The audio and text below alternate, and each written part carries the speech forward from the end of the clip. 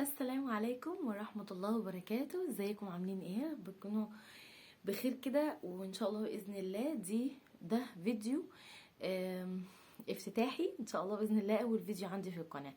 انا حابة اعرفكم بنفسي. انا اختكم فاطمة. ان شاء الله باذن الله القناه دي باذن الله هنبقى مع بعض صحبه صالحه. فكرتها عندي ان انا كان نفسي في صحبه صالحه من زمان، بس ما لقيتش. فقلت ان انا طب وانا ليه ما كونش انا صحبه صالحه. ان شاء الله باذن الله هنعين بعض على الخير، باذن الله هنعين بعض على الحاجات الحلوه، باذن الله هنعين بعض على كل حاجه ممكن ان احنا شايفينها صعبه او شايفينها ان هي ان احنا نفسنا فيها بس مش قادرين نوصلها. تمام. يا رب ان شاء الله تتبسطوا معايا، وان شاء الله باذن الله القناه تعجبكم. وانا يشهد الله عليا ان انا ما عايزه ربح من القناه دي قد ما انا عايزاها تبقى صدقه جاريه ليا طبعا بعد ما اموت. تمام. بس انا هنا جايه عايزه احول مسار القناه من صحبه صالحه لطبطبه. عايزه نطبطب على بعض.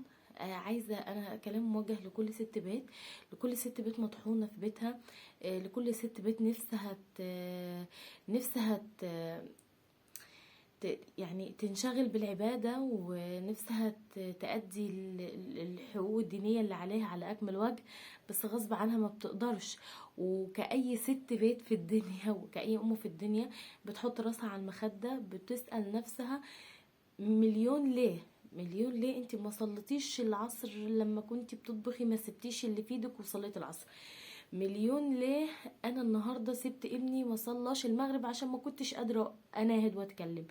مليون ليه انا النهارده ما لحقتش اعمل الذكر اللي عليا. طب انا كل الحاجات اللي انا بعملها دي دنيويه، طب هي الحاجات الدنيويه دي هتنفعني؟ هل انا في الاخر لما اموت الحاجات دي هتقف لي؟ انا هنا جايه اقولك يا ست الكل، يا ست الناس، يا ست الستات، ما تزعليش. الحاجات دي ممكن تفيدك في الجنه وتطلعك للفردوس الاعلى، وممكن ما تفيدكيش وتبقى اي حاجه كده وخلاص عملتيها في الدنيا مش هتتحسب لك. عارفه ايه هي الحاجه الوحيده اللي ممكن تخلينا صابرين وفرحانين ومبسوطين باللي احنا بنعمله؟ هي ان يكون جوانا دافع احنا ليه بنعمل كده، وهو النية. لكل امرئ ما نوى.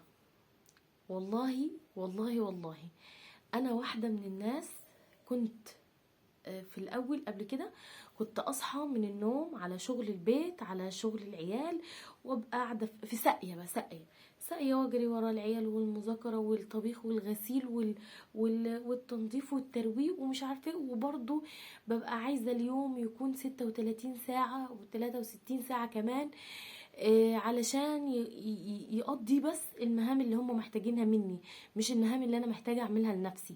تمام.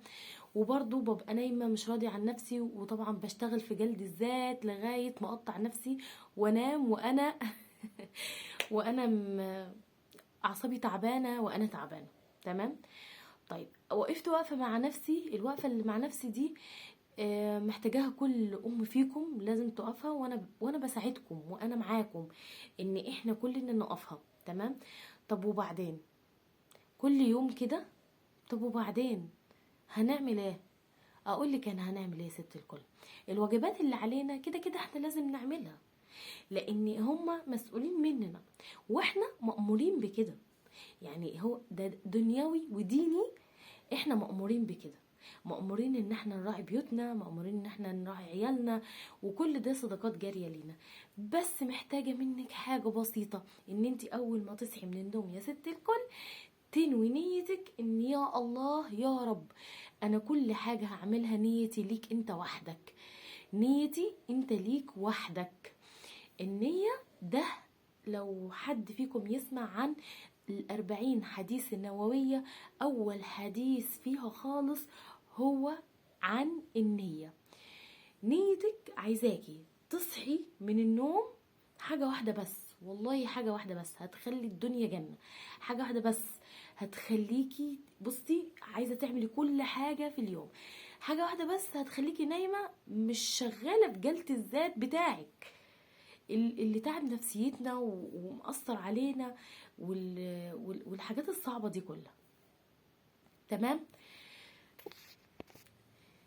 حاجة واحدة بس، النية.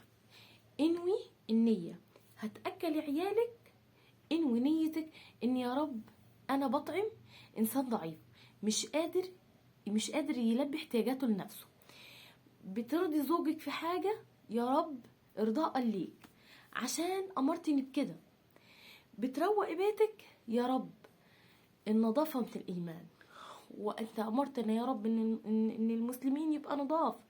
انا بكلمك بالعامية خالص، بالست البيت البسيطة خالص، اللي بصي الحاجات اللي انا بقولها لك دي يعني عايزة اقولك والله العظيم انا عايزة ابسطها لك بطريقة رهيبة. احنا عايزين نحول حياتنا لجنة، عايزين نحول ليه حياتنا تروح هباء؟ هنستفاد ايه؟ لا، احنا لازم كل حاجة نحولها، نقعد طول ما احنا قاعدين وطول ما احنا عايشين كل حاجة بنعملها ميزان حسنات، شلال حسنات شلال حسنات في حياتنا شغال. الملك اليمين عايزين بص ندمره كده من كتر كتابة الحسنات، واحنا عادي قايمين باللي احنا كل يوم بنعمله. بس هو الفرق الواحد النية، انوي نيتك قبل كل حاجة تعمليها ان النية دي لله. انت عارفة اني انا مرة سمعت الدكتورة هالة سمير محاضرة ليها جميلة جدا، بتقول ان في رمضان اكتر وقت الست بتبقى تعبانة فيه نفسيا وبدنيا، لان هي بتبقى صايمة بتقف تعمل الاكل وطبعا التنظيف والحاجات دي، بتبقى شايفة كل الناس حواليها اللي بيختم واللي بيصلي وهي مش قادرة عشان من كتر المسؤوليات. قالت اليوم الواحد في رمضان احنا ممكن نعمله 35 نية، 35 نية، يعني ممكن تطلع باليوم ده انت افضل من ناس كتير، اقسم افضل من ناس اعتكفت في المساجد، فاهمة؟ فهي النية. طب انا بنسى حاجة زي كده، طب اعمل ايه؟ بصي يا ست الكل، انتي نايمة على السرير، خصصي حيطة في السرير في الأوضة بتاعتك، أوضة النوم بتاعتك اللي هي في وش السرير بتاعك. أول ما تصحي تبقي معلقة ورقة كاتبة انوي النية لله، انوي النية لله بس. والله العظيم حاجة بسيطة بس والله هتساعدك، والله هتساعدك.